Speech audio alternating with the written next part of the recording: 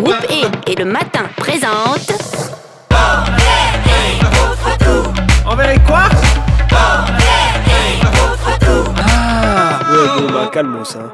Coucou, c'est envers contre tout. Comme les ampoules ou les frigos, chaque voiture est rangée dans une catégorie énergétique allant de A à G.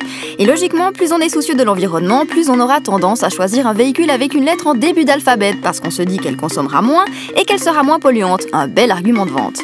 Sauf qu'en s'intéressant à cette classification, on se rend vite compte qu'elle est doublement faussée. De 1, elle ne prend en compte que le CO2, pas les autres substances nocives, et de 2, ces critères changent d'un pays à l'autre. Par exemple, en Suisse, l'étiquette énergie est établie en fonction des émissions de CO2 et du poids du véhicule.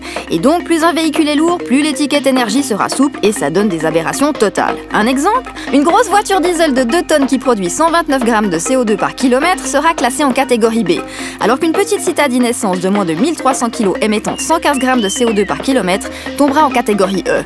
En bref, selon cette logique, émettre 129 grammes de CO2 par kilomètre serait donc moins polluant qu'en émettre 115. Mais il y a encore plus effarant, cette notification fait la promotion indirecte des moteurs diesel, réputés pour émettre moins de CO2 que les essences, mais bien plus généreux en NOx, les oxydes d'azote et benzopyrène, des particules fines classées comme cancérogènes certains par l'OMS depuis 2012. Oui, le diesel est plus économique sur la distance. Oui, il produit en moyenne 25% de CO2 en moins qu'une motorisation essence équivalente. Oui, des progrès ont été faits, mais quels progrès! Les filtres à particules et à oxydation installés de série dès l'an 2000 sur les véhicules diesel ont peut-être l'avantage d'avoir éradiqué les grosses fumées noires qui sortent des pots d'échappement, mais depuis leur introduction en France, mère patrie du diesel par excellence, les émissions cancérigènes HAP dues au diesel ont augmenté de 140% et les rejets de dioxyde d'azote ont quasiment triplé en 2 décennies, passant de 30 000 tonnes il y a 25 ans à plus de 80 000 tonnes en 2012, avec des effets sur l'homme et sur la biodiversité.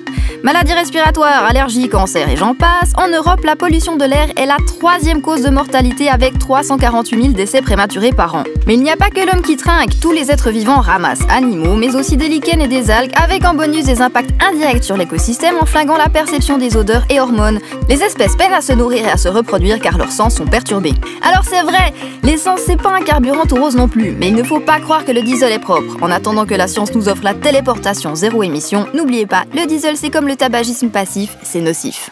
Eh, on n'a qu'une planète, hein, va falloir faire avec, ok?